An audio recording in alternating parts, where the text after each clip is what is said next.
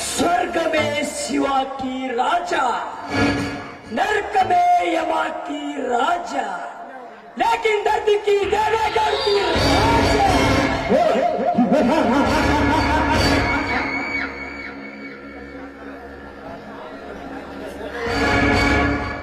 ಮಾಯದ ಜಿಂಕೆಯಂತೆ ಹೊರಟುತ್ತಿರುವ ಆಪರ ಶ್ರೀರಾಮನ ಹೆಂಡತಿ ಸೀತಾ,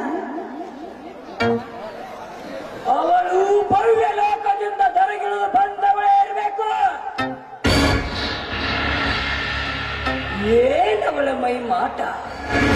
ಒಬ್ಬ ಶಿಲ್ಪಿಗಾರ ಒಂದು ಕಲ್ಲನ್ನು ಕೆತ್ತಿ ಹೇಗೆ ಸುಂದರವಾಗಿ ಮೂರ್ತಿ ಮಾಡುತ್ತಾನೆ, ಹಾಗೆ ಆ ಬ್ರಹ್ಮ ವಿಷ್ಣು ಮಹೇಶ್ವರರು ಒಟ್ಟಿಗೆ ಕೂಡಿ ಅವರ ದೇಹವನ್ನು ಅಂದವಾಗಿ ರಚಿಸಿ ಈ ಭೂಮಂಡಲದ ಮೇಲೆ ಬಿಟ್ಟಿದ್ದಾರೆ ಅನಿಸುತ್ತದೆ.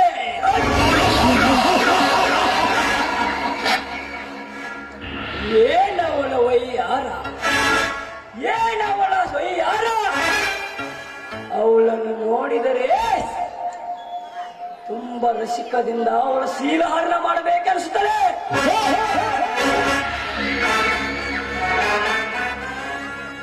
ಸೀತಾ, ನಿನಗೆ ವಯಸ್ಸಾಗುತ್ತಾ ಬಂದರೂ ನಿನ್ನ ಅಂದ ಚಲ್ಲಕ್ಕೆ ವಯಸ್ಸೇ ಆಗಿಲ್ಲ. ನಿನ್ನ ದೇಶಕವನ್ನು ಒಂದಲ್ಲ ಒಂದಿನ ಉಂಡು ಸವಿದಾಗಲೇ ನನಗೆ ಸಮಾಧಾನ. ಓ, ಏನಿದು ಆಶ್ಚರ್ಯ! ದುಂಬಿ ಮಕರಂದವನ್ನೇ ಹುಡುಕುತ್ತಿರುವಾಗ ಮಕರಂದವೇ ದುಂಬಿಯನ್ನು ಹುಡುಕುತ್ತಾ ಬರಲಿ ಬರಲಿ.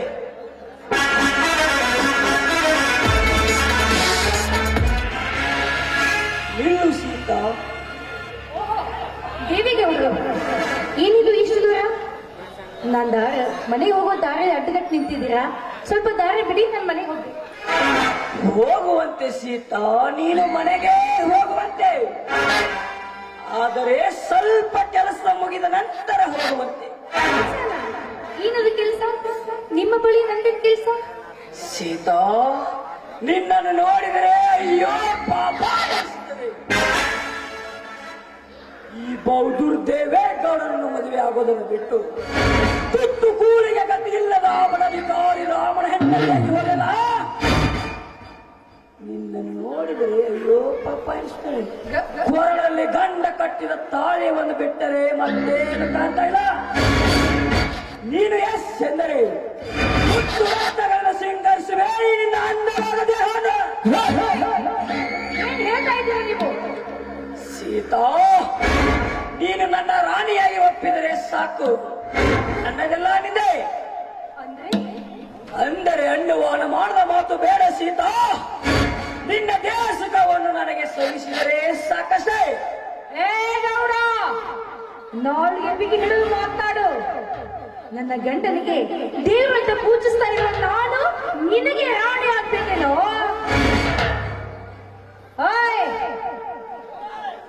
ಒಳ್ಳೆ ಮಾತಿಂದ ಹೇಳ್ತಾ ನಿನ್ನ ಹೊರಟು ಹೋಗು. ನಿಲ್ದೆ ಹೋದ್ರೆ ನನ್ನ ಕೈಯಲ್ಲಿ ನಿನ್ನ ಪರಿಣಾಮ ನೆಟ್ಟಗಾಗೋಕ್ಕಿಲ್ಲ. ಬಡವರ ಮನೆ ಹೆಣ್ಣು ಮಕ್ಕಳು ಅಂತಂದ್ರೆ ಬೀದಿಯಲ್ಲಿ ಬಿದ್ದಿರೋ ಹೆಣ್ಣು ಅಂತ ತಿಳ್ಕೊಂಡಿದ್ದೀನೋ ಕಂತ್ರಿ?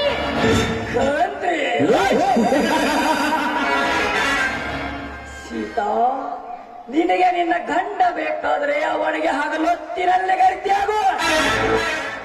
ಆದರೆ ರಾತ್ರಿ ವೇಳೆಯಲ್ಲಿ ಶ್ರೀಮಂತ ದೇವೇಗೌಡನಿಗೆ ಸುಳ್ಳೆಯಾಗಿ ಸುಖ ಕೊಟ್ಟರೆ ಸಾಕು.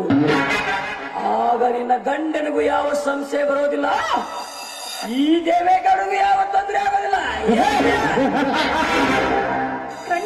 ಗಂಡಸರಿಗೆ ಹುಟ್ಟಿ ಬಂದ ಭಂಡನ ಮಗನೇ, ಹಣದ ಆಸೆಗಾಗಿ ಈ ನನ್ನ ದೇಹವನ್ನ ನಿನ್ನಂತಹ ನಾಯಿಗೆ ಮಾರುವಂತ ಹೆಣ್ಣಲ್ವ ನಾನು?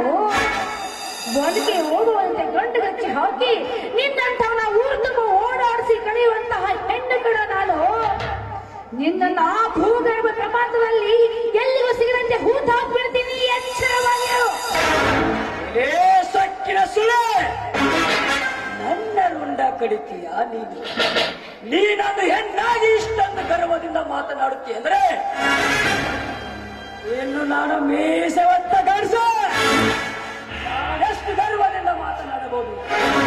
ಸುಮ್ಮನೆ ನನ್ನ ಮಾತಿಗೆ ಒಪ್ಪಿ ದೇಶಕ ಕೊಟ್ರೆ ಸರಿ, ಇಲ್ಲ ನಿನ್ನ ಹೆಣ ಬೀಳಬೇಕು ಅಂದು ನಾನು ದೊಡ್ಡ ಹೋಗ್ಬೇಕು ಅಂದೆ. ದುಡ್ಡು ನಿನ್ನ ದುಡ್ಡನ್ನ ಬೆಂಕಿ ಹಚ್ಚಿ ಸುಡ್ತೀನಿ ಕಣೋ. ಲಂಚ ಕೊಟ್ಟು ಮಂಚವಿನ ಸುಖವನ್ನು ಅನುಭವಿಸುತ್ತ ನಿನ್ನಂತ ಬೀದಿ ನಾಯಿಯನ್ನ ತುಂಬ ಚಪ್ಪಲಿ ಹಾರ ಹಾಕಿ ಮೆರವಣಿಗೆ ಮಾಡಬೇಕು. ಏ ಸೀತಾ, ಸುಮ್ಮನೆ ಬಾಯಿ ಮುಚ್ಚಿಕೊಂಡು ಈ ಶುಭ ಸಂಜೆಯಲ್ಲಿ ಬಿಗಿದಪ್ಪಿಕೊಳ್ಳು ಬಾಯಿ ದೇವೇಗೌಡರನ್ನು. ಆದಕ್ಕೆ ಹುಟ್ಟಿದ ನಾಯಿ ಇನ್ನೊಂದು ಅಶ್ಲೀಲ ಮಾತನ್ನ ಮಾತಾಡಿದೆ ಅಂದ್ರೆ ಚಾಂಡಿ ಚಾಮುಂಡಿ ಆಗಿ ನಿನ್ನ ಋಣವನ್ನ ಚೆಂಡಾಡಬೇಕಾಗುತ್ತದೆ, ಎಚ್ಚರವಾಗಿ. ಇದೇ ಎಚ್ಚರ ಹೇಳೋ ಹುಚ್ಚೇನೆ. ನಿಮ್ಮಂತ ಬಣ್ಣ ಬಣ್ಣದ ಹೆಣ್ಣುಗಳನ್ನು ಈ ದೇವೇಗೌಡನ ಸಾಮ್ರಾಜ್ಯದಲ್ಲಿ ಮಂಚದಲ್ಲಿ ಸುಖ ಪಡುತ್ತಿರುವಾಗ ನೀನ್ಯಾವ ಹೆಣ್ಣು? ಬಾ, ಪ್ರಾಣ ಹೋದರೂ ಮಾಡಬೇಕೆಂದು ನಮ್ಮ ಬಾಳುತ್ತಿರುವ ಈ ಹೆಣ್ಣಿಗೆ ನಿನ್ನ ದೇಹ ಸುಖ ಕೊಡಬೇಕೇನೋ? ಇನ್ನೊಂದು ಅವಾಚ್ಯ ಮಾತನ್ನ ಮಾತಾಡಿದೆ ಅಂದ್ರೆ ನನ್ನ ಕಾಲಲ್ಲಿರೋ ಚಪ್ಪಲಿ ನಿನ್ನ ಕೆನ್ನದ ಮೇಲೆ ಸಿಹಿ ಊಟ ಮಾಡಬೇಕಾಗುತ್ತೆ. ಕುಳಿತಿರುವ ಈ ಗೈತಿಯನ್ನ ಕರೆದು ಕಾಲಲ್ಲಿರೋ ಚಪ್ಪಲಿ ಆರತಿ ಮಾಡಿಸ್ಬೇಕಾಗುತ್ತದೆ. ಜೋಕೆ ಚಪ್ಪಲಿಂದ ಆರತಿಯೋ? ಬ್ರಹ್ಮನಿಗೆ ಮಗಳಾಗಿ ಹುಟ್ಟಿ ಬಂದ ಸರಸ್ವತಿ ಬ್ರಹ್ಮನನ್ನೇ ಮದುವೆ ಆದಳು. ಯಾವ ಮಹಾಗರತೆ ರಾಮಾಯಣದಲ್ಲಿ ರಾಮನ ಸೀತೆಯನ್ನು ಅಪಹರಿಸಿಕೊಂಡು ಹೋಗುತ್ತಿರುವಾಗ ಎಲ್ಲಿ ಹೋಗಿದ್ದರು ನಿನ್ನ ಮಹಾಗರತಿಯರು? ಅಷ್ಟೇ ಅಲ್ಲ, ವೀರ ಸಿಂಧೂರ ಲಕ್ಷ್ಮಣ ತಂಗಿಯನ್ನು ಭೀಮೇಗೌಡ ಆರುವರಲ್ಲಿ ಹೊತ್ತುಕೊಂಡು ಹೋಗಿ ಶೀಲ ಕಿತ್ತು ತಿಂದಾಗ ಎಲ್ಲಿ ಹೋಗಿದ್ದರು ನಿನ್ನ ಮಹಾಗರ್ಜರು?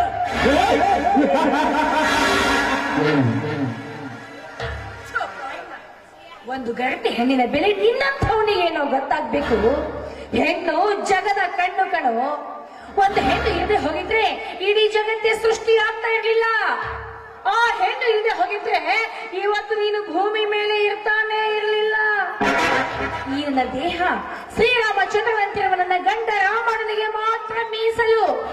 ಈಗಾದರೂ ತಿಳ್ಕೊಳ್ಳೋ ಗಂಡುಳ ಗೆಳತಿಯ ಬೆಲೆಯನ್ನ.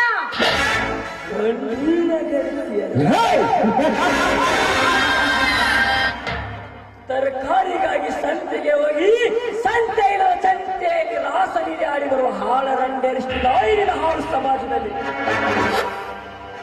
ಈಗಿನ ಹುಡುಗಿ ಮದುವೆಗೆ ಮುಂಚೆನೆ ಹೊಟ್ಟೆಯನ್ನು 3 ತಿಂಗಳ ಪಿಂಡವನ್ನು ಇಟ್ಟುಕೊಂಡು ಏನು ಹರಿಯದ ಹುಡುಗರನ್ನು ಮದುವೆ ಆಗುವ ಹಾಳರಂಡೆರಷ್ಟು ನಾಯಿನ ಹಾಳು ಸಮಾಜದಲ್ಲಿ.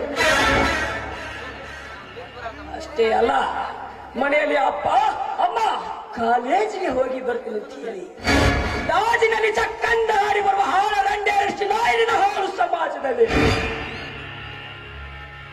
ಓಯ್, ಇಲ್ಲಿ ಇಲ್ಲ ನೋಡಿ, ಇಲ್ಲಿ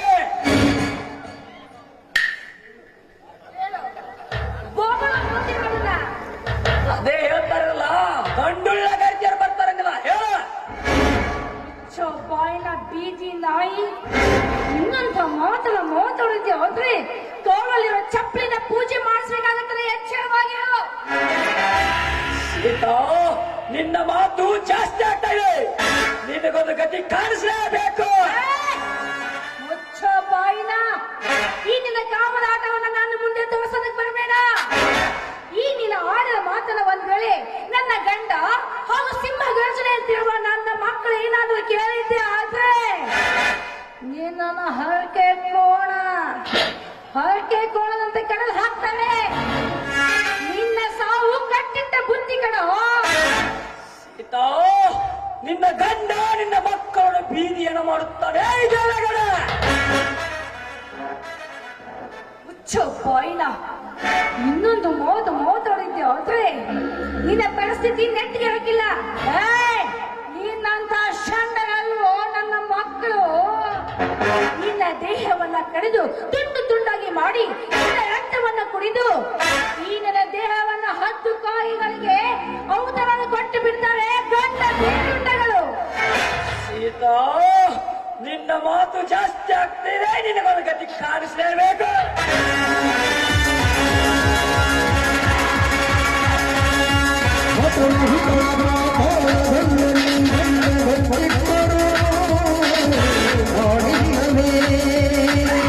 ಒಂದು ಕಣ್ಣ ಮನೆಯಲ್ಲಿರುವುದು ಓಡಿ ನೋಡಲಿ.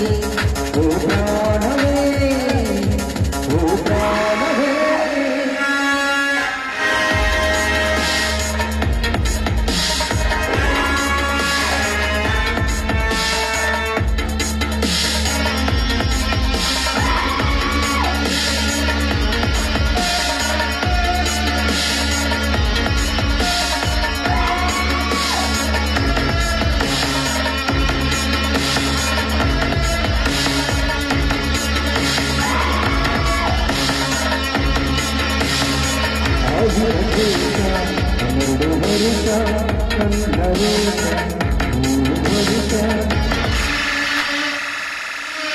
ಸೀತಾ,